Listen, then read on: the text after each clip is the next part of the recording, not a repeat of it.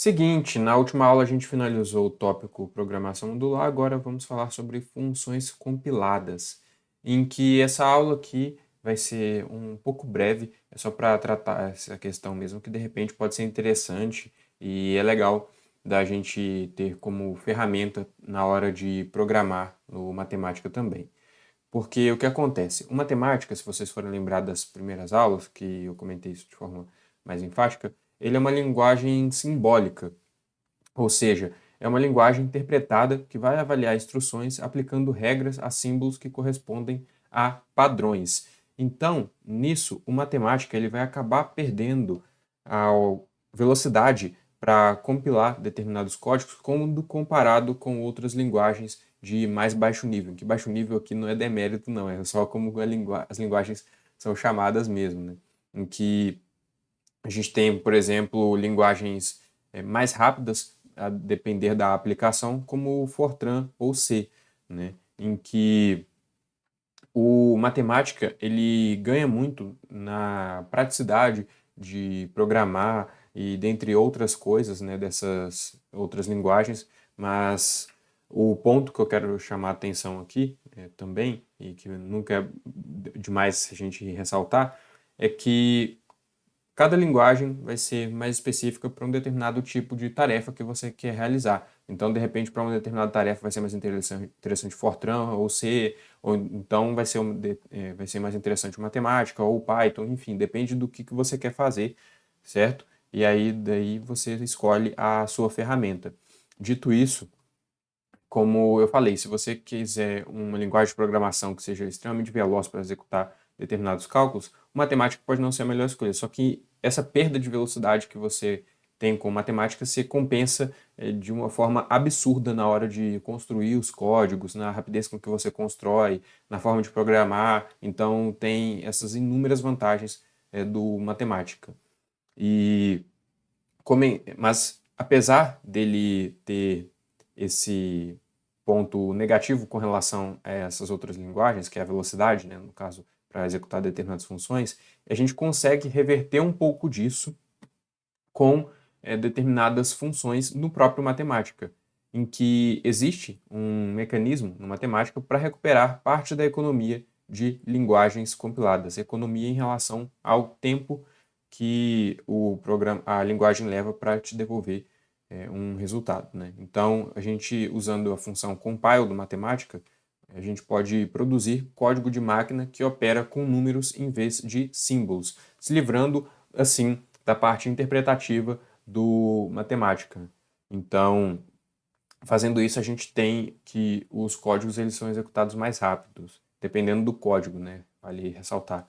Mas tá aqui, ó, a sintaxe da função compile, em que a gente tem uma série de variáveis aqui, e aqui a gente tem o corpo da função, em que essa função compile vai produzir uma função pura, certo? Que a gente já viu função pura também, do tipo compiled function, que tá o tipo de função que essa função compile produz, né? No caso, aqui uma função com entradas e o código compilado, assumindo que então todos os argumentos eles vão ser números reais. Então, vamos ver um exemplo na prática aqui, como é que isso funciona.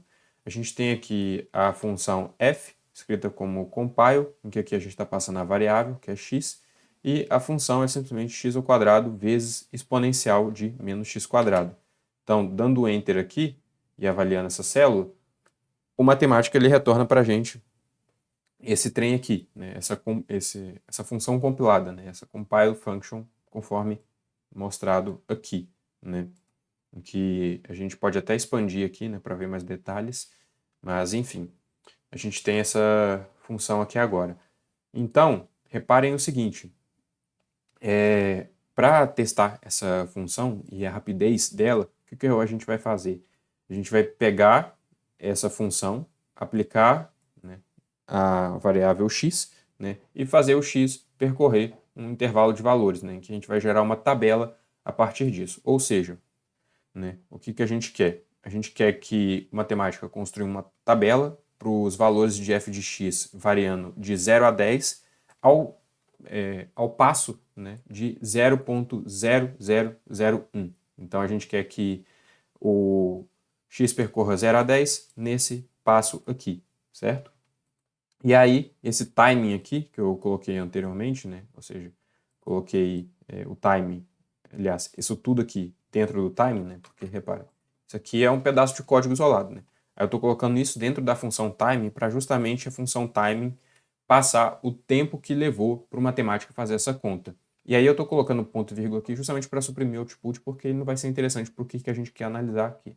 A gente quer só saber o tempo que leva para o matemático fazer essa conta. Então, dando Enter aqui, vamos ver que a gente pode ver que o matemática levou 0,03 segundos para poder realizar essa conta, ou seja, ele fez de forma rápida.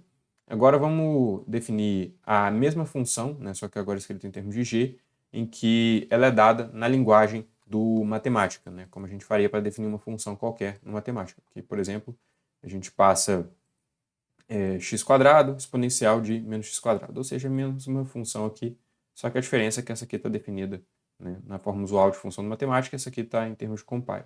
Então, dando Enter aqui, ó, e pegando esse mesmo código que a gente usou aqui anteriormente, ó, só que dessa vez para g, vamos ver o tempo que o matemática leva para fazer a mesma tarefa com a função g. A gente vê aqui que a matemática já levou 0,375 segundos. Ou seja, para essa função simples aqui, o matemática ele levou 10 vezes mais tempo para fazer, né, da sua forma usual do que fazendo de forma compilada, né? Então, a gente vê que para essa função simples aqui, ó, x² exponencial de menos x², a compilação ela melhorou a velocidade em cerca de um fator de 10, o que é bastante coisa, principalmente quando a gente está construindo códigos complexos e cada segundo de computação que a gente puder aproveitar é bom, né? Cada segundo de computação que a gente puder ter a mais e para otimizar o nosso código é bom. Isso faz uma total diferença na construção de códigos. Enfim, continuando, né? A gente tem que essa proporção, ou seja, esse fator aqui, depende da função e da máquina. Então, isso aqui não é fixo e pode variar conforme a máquina de vocês aí. Então, esse valor aqui pode variar, mas o ponto principal que não vai variar é que, usando a função compile, né, para esse caso aqui, por exemplo, a gente vai ter que ela vai ser mais rápida do que usando a função g, né, definida dessa forma aqui. Então, a compilação ela é bastante útil para funções complicadas que devem ser usadas apenas com dados numéricos de tipos específicos. Então, a gente vê que essa função compile não é para todo tipo de função, né? Então, ela tem um caso mais restrito de uso. Agora aqui, ó, quando os argumentos eles não são números reais, é necessário especificar seus tipos explicitamente usando a sintaxe compile x1 t1, em que aqui ó, a gente vai indicar o tipo da variável, né? Então, por exemplo, a gente tem a variável x1, a gente vai indicar o tipo dela. A gente tem a variável x2 e vai indicar o tipo dela. Então, esse ti, né, que indica o tipo da variável, que pode ser real, inteiro, complexo ou true e false, né? Então, vocês podem consultar a função compile, né, via a ajuda do matemática, para ver, né, mais casos de uso dela. A ideia era mais passar por isso daqui, porque de repente pode ser útil em determinados códigos que vocês queiram construir, né, agilizar esse tempo de computação. E por hoje é só, vejo você na próxima aula.